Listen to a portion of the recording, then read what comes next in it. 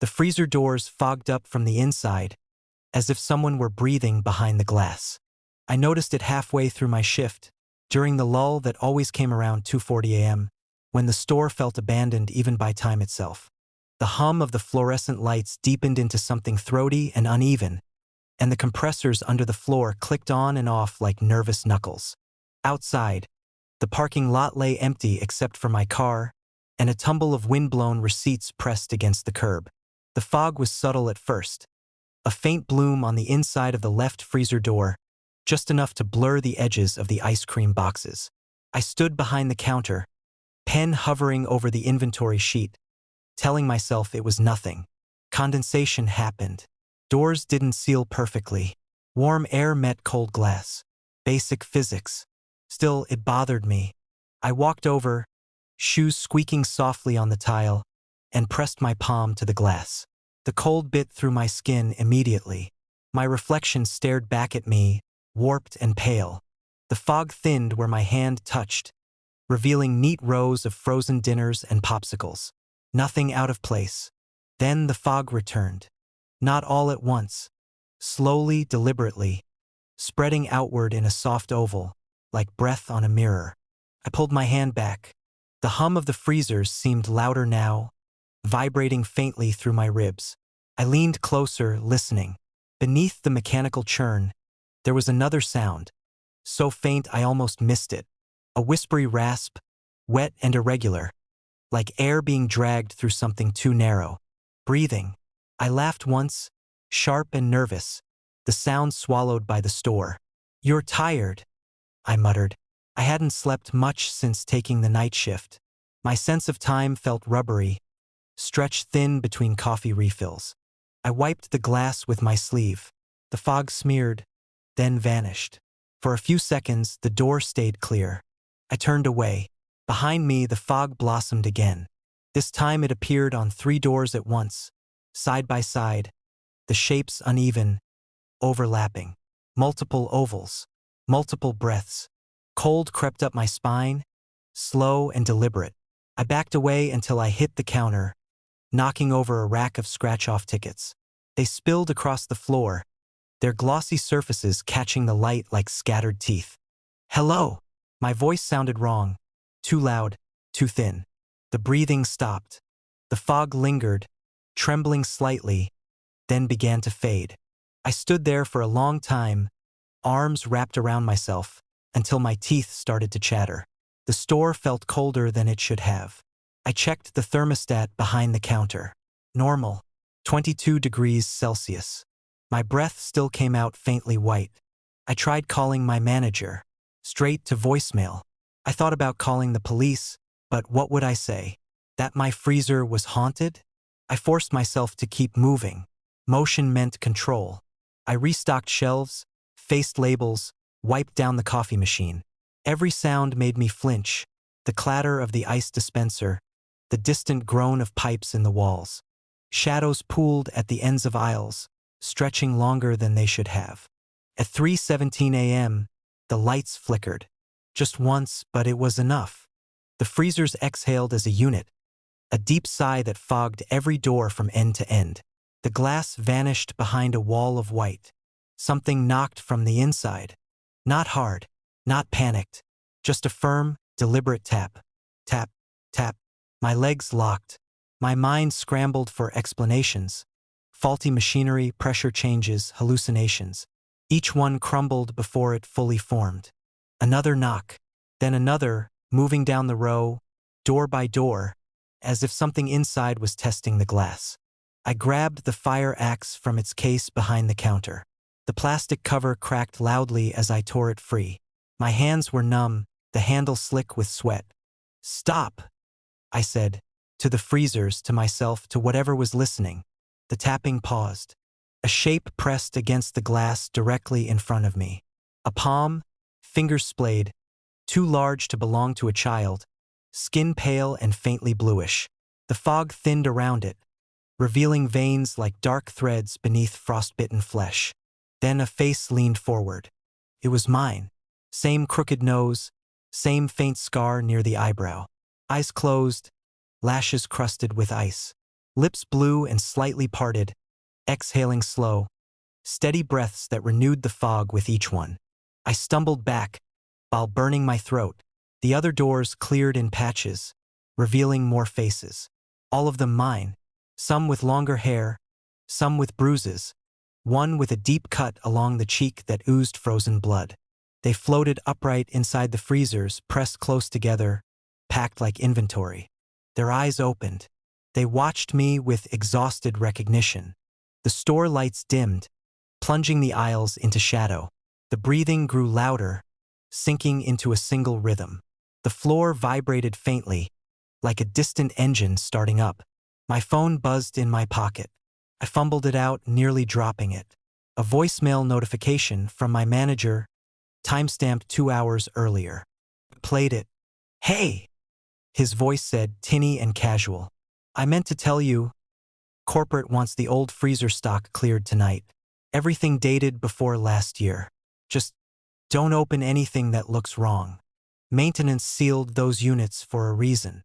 The call cut off. Behind me, glass cracked. I turned as the freezer door bowed outward, hinges screaming.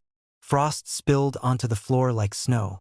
A hand pushed through the gap, fingers bending at impossible angles, joints popping softly as it forced its way out. Smiled at me. "I didn't make it home," it whispered, my voice warped by cold. "But you did. That's not fair." More hands pressed forward. More doors began to buckle. I ran. The front door refused to open at first, sticking in its frame as if frozen shut.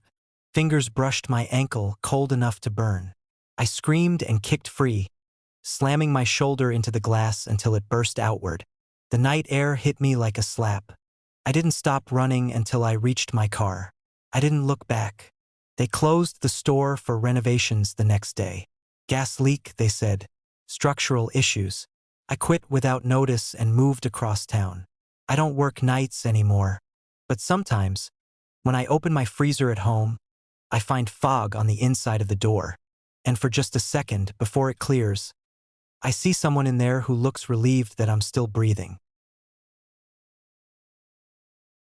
A customer asked, "Do you see it too?" before sprinting out of the store in terror. He didn't wait for an answer. The bell above the door rang twice. Once when he came in, once when he fled, leaving the sound wobbling in the stale air like it didn't know where to settle.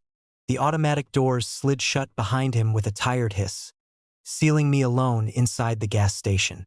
For a few seconds, I stood frozen behind the counter, one hand resting on the register, listening to my own breathing.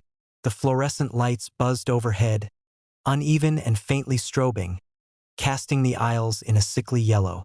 Outside, the pumps stood empty beneath the canopy, their digital displays glowing like watchful eyes.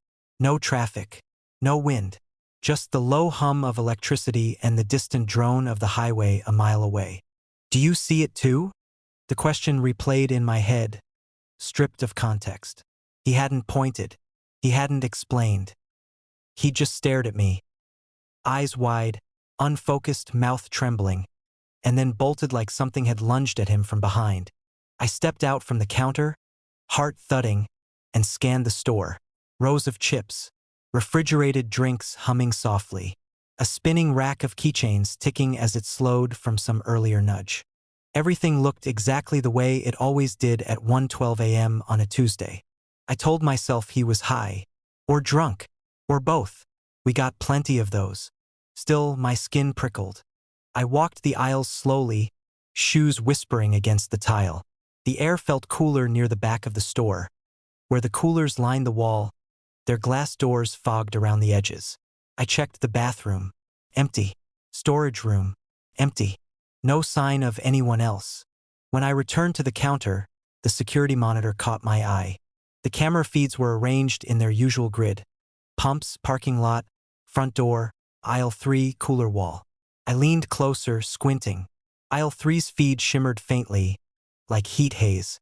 The shelves bent inward at the edges of the frame, barely noticeable unless you were looking for it. I tapped the screen. The image stabilized. Probably the camera acting up, I thought. Maintenance was supposed to replace half of them months ago. I poured myself burnt coffee from the pot and took a sip. Lukewarm. Bitter. The taste sat wrong on my tongue. I set the cup down, suddenly uneasy, and noticed something else. The store felt quieter. Not silent. The lights still buzzed. The coolers still hummed. But there was a gap in the sound, like a missing frequency. The kind you only noticed once it was gone. I checked the time. 1:18 a.m. Another customer came in around 1:30. A woman in scrubs, dark circles under her eyes, clutching an energy drink. She nodded at me without really looking and headed for the coolers. I watched her reflection in the glass as she opened the door. She froze. Her hand stayed on the handle. Her shoulders crept upward. Slowly, she leaned closer to the glass, squinting as if trying to read fine print. "Hey," I said, forcing casual into my voice. "You okay?" She didn't answer. The hum of the coolers deepened, vibrating through the floor. The lights flickered once, twice, and steadied. The woman turned toward me. Her face had gone pale. "Is it?" She swallowed. "Is it moving for you too?" My mouth went dry. "Is what moving?" She hesitated, then shook her head sharply, as if breaking free from something. "Never mind. I'm just tired." She grabbed the drink without opening the door, backed away, and hurried to the counter. Her hands shook as she paid. When she left, she didn't look back. I stood there long after the door closed, pulse racing.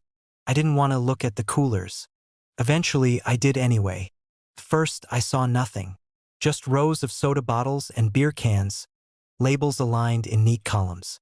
Then I tilted my head slightly, and the shelves shifted. Not physically, perspective-wise, as if the space behind the glass were deeper than it should be, stretching away at an impossible angle. I blinked hard. The effect vanished. I laughed under my breath. Too loud. Too brittle. Sleep deprivation. That was all. My reflection in the glass looked thin and gray, eyes sunken. I noticed something behind me. In the reflection, the aisle lights didn't line up the way they should have. One of them, 3 aisles back, was dark. I turned. The light was on. When I looked back at the glass, the reflection showed it flickering. My chest tightened. I stepped away from the coolers and returned to the counter, dragging a hand over my face. The security monitor buzzed softly. I glanced at it despite myself. Aisle 3's feed was warping again. This time, the shelves weren't just bending. They were leaning, bowing inward like they were being viewed through curved glass. At the far end of the aisle, where the back wall should have been, there was shadow. Deep and indistinct, swallowing the floor. Something shifted inside it. I reached for the radio under the counter and keyed the mic. Dispatch? This is North Ridge Station. I think I'm having some kind of camera issue." Only static answered. Beneath it, faint and rhythmic, was a sound I couldn't place. A soft scraping, like fabric dragged slowly across tile. It wasn't coming from the radio. It was coming from the store. I followed the sound toward aisle 3, every instinct screaming at me to stop. The lights above the aisle dimmed as I approached, flickering in a slow, uneven pattern. The temperature dropped with each step, raising goosebumps along my arms. Halfway down the aisle, the shelves on either side no longer looked parallel. They curved inward, forming a subtle tunnel. The end of the aisle stretched farther away than it should have, swallowed by shadow. "Hello!" My voice echoed strangely, as if the sound had more space to travel than it should. Something shifted in the dark. A shape emerged, not stepping forward but resolving like an image coming into focus. It was tall, thin. Its outline wavered, edges blurring into the air around it. Where its face should have been, there was only distortion like heat ripples. I staggered back, heart pounding. The thing leaned closer, and the shelves creaked softly, as if responding to its movement. The scraping sound grew louder. "Do you see it too?" it asked. My voice came out hoarse. What are you?" The shape tilted its head. The air around it shimmered. "I'm what stays," it said, "after you notice." The lights went out. In the darkness, the sound multiplied, scraping, whispering, breath against my ear. Cold pressed in from all sides, squeezing the air from my lungs. Images flashed behind my eyes. Customers staring too long, reflections lingering, aisles stretching. The lights snapped back on. I was alone in aisle 3. The shelves were straight. The back wall was where it belonged. I ran to the counter, grabbed my keys, and fled the store, not stopping until I was in my car with the doors locked. I watched the windows, half expecting something to press against the glass. Nothing did. They found me sitting there at sunrise, shaking. I told them I quit. I didn't explain why. Weeks have passed. I don't work nights anymore. I avoid convenience stores when I can. But sometimes, when I catch my reflection in a dark window, the space behind it feels deeper than it should be. And every now and then, a stranger will glance at me, eyes widening, and ask in a trembling voice, "Do you see it too?"